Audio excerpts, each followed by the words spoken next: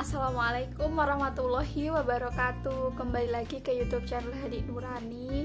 Aku sudah lama banget gak buat video ya teman-teman, karena beberapa hal. Semoga di video kali ini teman-teman bisa mengambil sedikit manfaat dari apa yang saya sampaikan. Kali ini saya akan membuat video dengan pokok pembahasan strategi belajar dalam menghadapi tes P3K maupun tes CPNS tahun 2021 ini.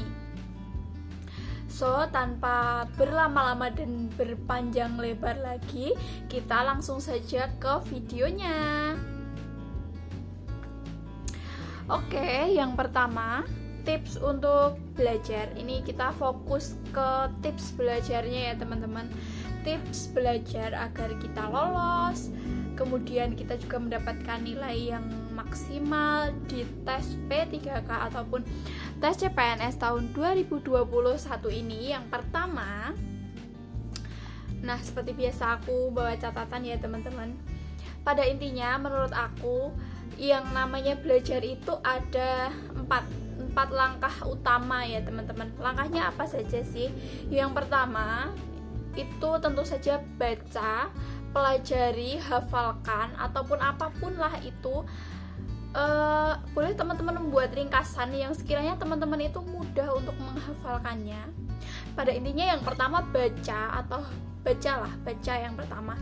Baca, kemudian pahami atau hafalkan, kemudian latihan soal, kemudian evaluasi. Evaluasi apa? Evaluasi dari latihan soal ini kita dapat nilai berapa, itu dievaluasi. Kira-kira kita masih kurang yang materi bagian mana, kemudian kita sulitnya tuh apa, karena kita kurang paham intisarinya ataupun kita susah menghafalkannya. Jadi 4 hal ini diulang-ulang terus teman-teman. Baca, hafalkan atau pahami, kemudian latihan soal, evaluasi, ini diulang terus seperti itu. Nah, kenapa sih kok kita ini harus menghafalkan atau memahami? Ya percuma teman-teman kalau kita baca tapi kita nggak memahami ataupun menghafalkan. Entah itu menghafalkan hanya menghafalkan intisarinya saja, itu pasti akan lupa teman-teman. Kemudian baca, hafalkan. Kalau udah dihafalkan, kalau kita nggak evaluasi, kita kan tidak tahu bentuk soal itu kan banyak sekali. Bentuk soal yang akan kita temui ini bentuk soal yang seperti apa sih? Kita kan kalau nggak latihan soal, kita tidak akan pernah tahu. Setelah kita latihan soal, kita tahu hasil kita itu bagaimana, kemudian kita evaluasi nih. Kira-kira bagian ini kok aku salah, aku belum paham ya berarti sama materi ini. Itu diulang terus seperti itu teman-teman. Baca, hafalkan atau pahami, kemudian latihan soal, evaluasi. Nah, di evaluasi ini kita menentukan teman-teman, menentukan dari pola belajar yang seperti ini itu ada yang kurang atau tidak, atau saya sudah memilih pola belajar yang tepat atau belum sih. Seperti itu. Misalnya teman-teman baca itu dari buku, misalnya teman-teman dari buku, kemudian baca ini bukan hanya baca yang bersifat baca ya teman, kita nyimak juga boleh. Pokoknya kita mempelajari materinya, mempelajari itu boleh dari baca, nyimak YouTube, dengerin podcast yang membahas soal ya tentunya teman-teman. Kemudian apapun itu, yang penting teman-teman itu yang pertama ini baca ini mengumpulkan informasi atau memproses materi yang akan teman-teman kuasai. Kemudian yang kedua, hafalkan atau pelajari ini boleh berupa catatan, teman-teman buat catatan. Kemudian teman-teman menghafalkan, mengulang-ulang, menghafalkan dengan akronim. Misalnya itu terlalu panjang, ada 5 poin, kemudian teman-teman ambil depan-depannya saja, kemudian singkat jadi akronim supaya teman-teman ini mudah dalam menghafalkannya. Setelah baca, hafalkan, kemudian evaluasi. Yang ketiga ya teman-teman, 3. Evaluasi. Nah, evaluasi. Mohon maaf, latihan soal. Latihan soal ini boleh melalui tryout, boleh teman-teman melalui Google Form ataupun apapun itu, buku juga boleh. Teman-teman latihan soal supaya teman-teman terbiasa dengan bentuk-bentuk soal yang bervariasi berbagai macam, sehingga ketika teman-teman menemui soal yang bentuknya seperti ini, teman-teman tidak bingung. kita cari kata kuncinya seperti itu nggih. Kemudian yang terakhir yaitu evaluasi. Nah, evaluasi ini menentukan apakah pola belajar yang teman-teman lakukan ini udah pas apa belum sih? Pola belajar ini sudah sesuai belum sih dengan karakter saya? Misalnya saya suka membaca, kemudian ketika kita baca dari buku kok kita hasilnya kurang, ya kita baca dari sumber-sumber lain, bisa dari grup-grup Telegram ataupun menyimak dari video-video yang ada di YouTube. Ini udah banyak banget ya teman-teman yang membahas soal-soal itu, kemudian dievaluasi. Sekiranya kurang, temuin dong gimana pola belajar ataupun model belajar yang sekiranya teman-teman tuh nyerap, teringat di otak teman-teman. Seperti itu teman-teman. Jadi pada intinya 4 langkah, dan ini diulang-ulang sampai teman-teman menemukan pola belajar yang tepat sesuai dengan diri teman-teman. Oke? Nah, next itu membahas tentang pola belajar ya teman-teman. Kemudian yang kedua yaitu belajar dengan jadwal yang tepat. Nah, di sini yang perlu teman-teman ketahui bahwa ketika tes P3K itu berarti ada materi skolastik, sosiokultural, manajerial, atau wawancara. Itu teman-teman bagi dalam 1 minggu itu mempelajari 4 materi ini secara bergantian, seperti itu ya teman-teman. Misalnya Senin teman-teman ke skolastik, kemudian Selasanya manajerial, Rabunya sosiokultural, Kamisnya mempelajari soal-soal wawancara atau soal-soal yang berbentuk studi kasus, seperti itu. Diulangi seperti itu. Kemudian Jumat nanti diulangi ke skolastik, Sabtu Minggu diulangi seperti itu. Dan usahakan jangan pernah skip 1 hari pun.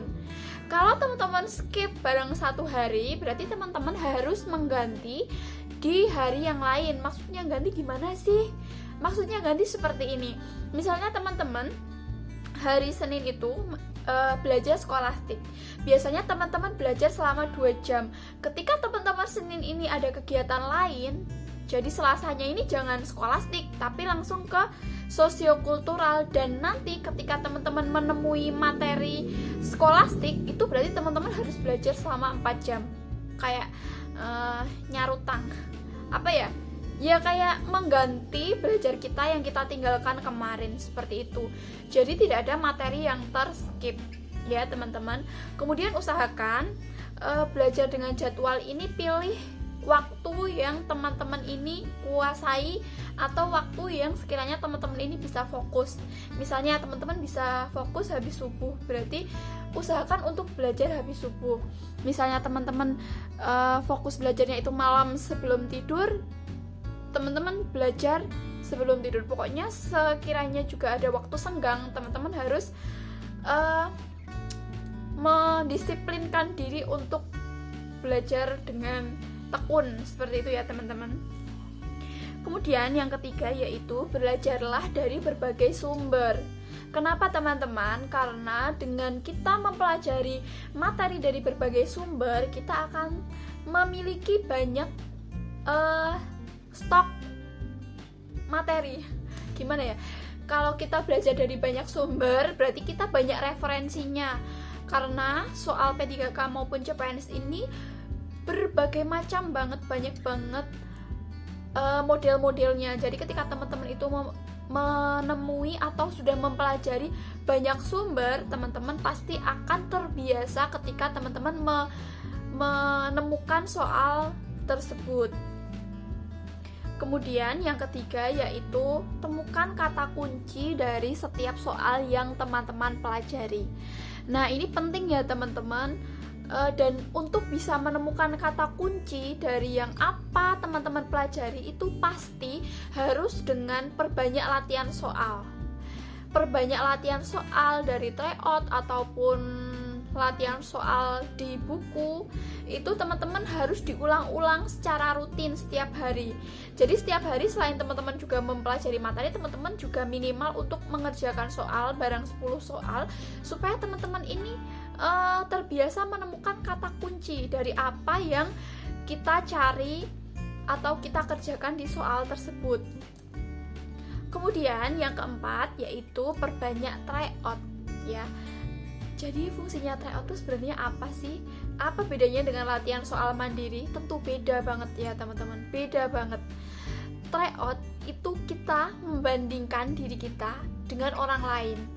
Kalau kita hanya latihan soal mandiri, kita pastikan timingnya juga kurang tepat, kemudian kita tidak membandingkan dengan orang lain, hanya kita melihat hasil kita sendiri. Sedangkan apa teman-teman yang namanya ujian P3K, ujian CPNS itu kita kan pasti punya saingan ya teman-teman.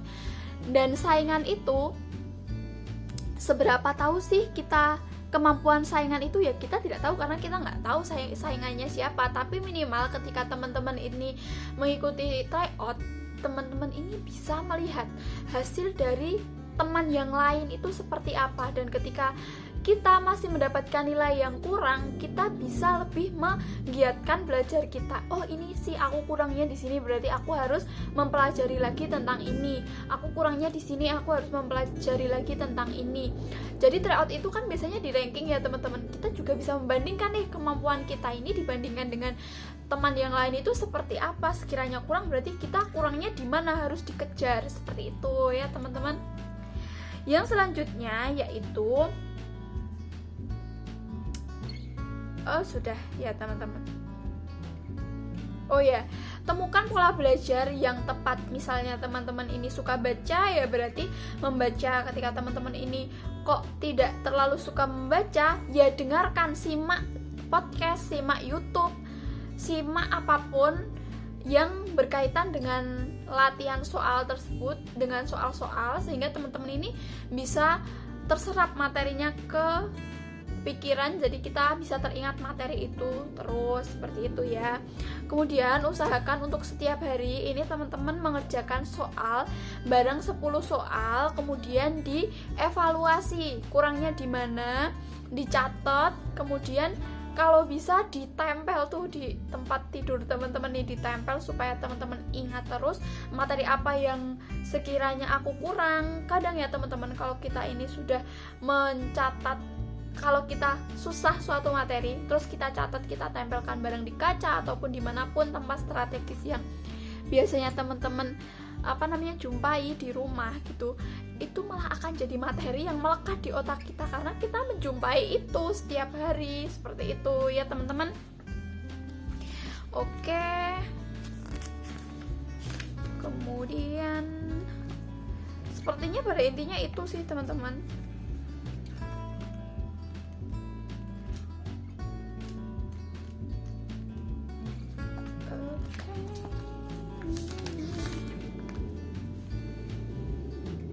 Nah, next yang tidak kalah penting ini, usahakan dalam 1 minggu itu teman-teman mengikuti 1 tryout. Jadi 1 bulan mengikuti 4 tryout, terus tiap akhir bulan ini dievaluasi.